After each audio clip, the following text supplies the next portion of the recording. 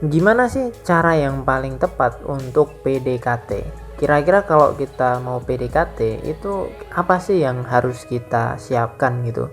Karena gini, banyak orang yang PDKT tapi dia nggak punya strategi, dia nggak punya persiapan apapun gitu.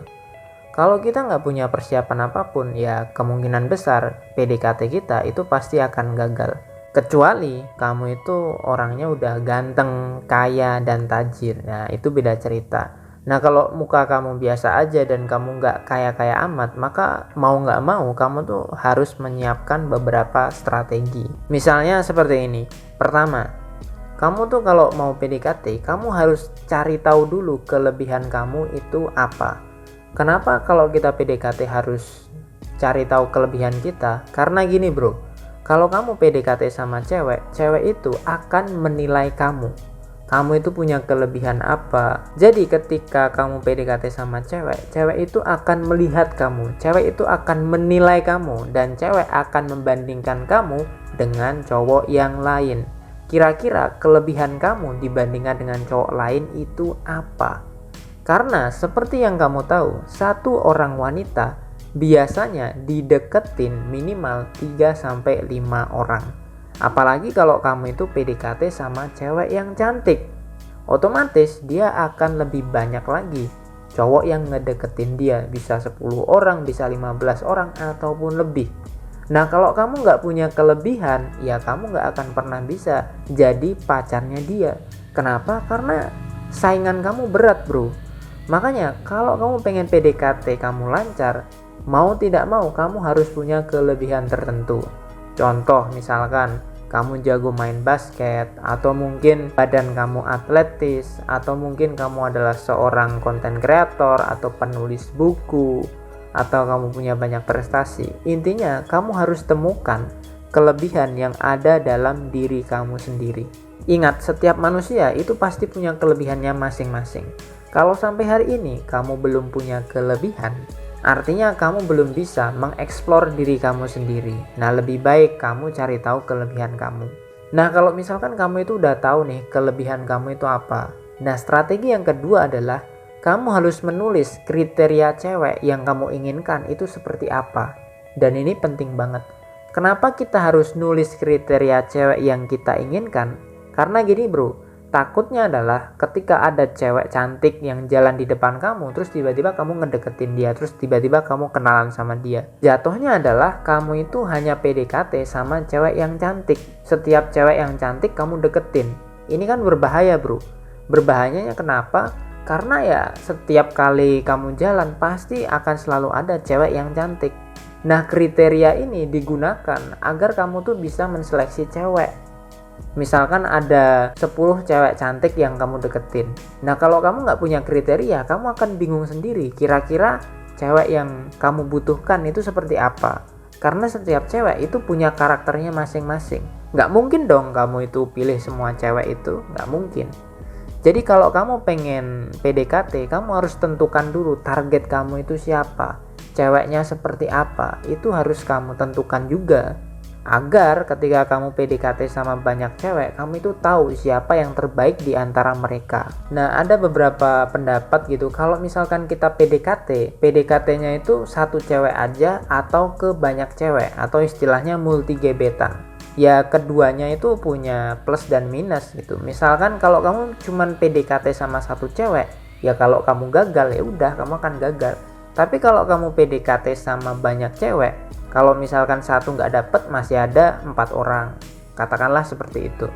Jadi multi gebetan itu sebenarnya adalah sebuah konsep probabilitas, mainnya tuh kuantitas. Makin banyak cewek yang lo PDKT-in, kemungkinan besar itu keberhasilannya itu juga akan besar. Misalkan gini, kalau kamu cuma PDKT sama satu cewek dan tiba-tiba gagal, ya udah kamu nggak akan dapet. Tapi kalau kamu di waktu yang sama PDKT sama 10 orang, kalau nggak ditolak satu masih ada 9 orang. Jadi kalau menurut gue, lo mau multi gebetan atau satu gebetan aja itu sebenarnya sama aja. Sama-sama ada keuntungan dan kerugiannya. Kerugiannya kalau kita multi gebetan adalah waktu kita banyak yang tersita, ya kan? Tapi kalau kita cuman punya satu gebetan, ya ketika ditolak ya udah kita akan nyari lagi. Dan nyari gebetan itu kan kadang-kadang nggak setiap orang mudah kan. Tapi kalau kamu udah pro, ya udah nyari gebetan itu gampang. Nah, kamu juga harus pikirkan ini ya. Dalam artian kamu sesuaikan dengan karakter kamu sesuaikan dengan kesanggupan kamu. Jangan multi gebetan kalau memang kamu itu nggak sanggup. Nah, kalau misalkan kamu udah tahu nih target kamu siapa aja gitu, nah kamu harus cari tahu background cewek itu seperti apa. Jadi jangan terburu-buru PDKT, tapi kamu harus riset dulu. Kenapa? Ini penting banget. Karena kadang-kadang kamu itu PDKT sama cewek yang udah punya pacar. Nah, ini berbahaya. Kalau cewek udah punya pacar terus kamu PDKT-in, ya kemungkinan besar pasti akan ditolak. Jadi sebelum kamu PDKT sama cewek lain, kamu harus riset dulu dia ini udah punya pacar belum, hobinya apa yang dia sukai, apa yang dia nggak suka, itu kamu harus riset dulu.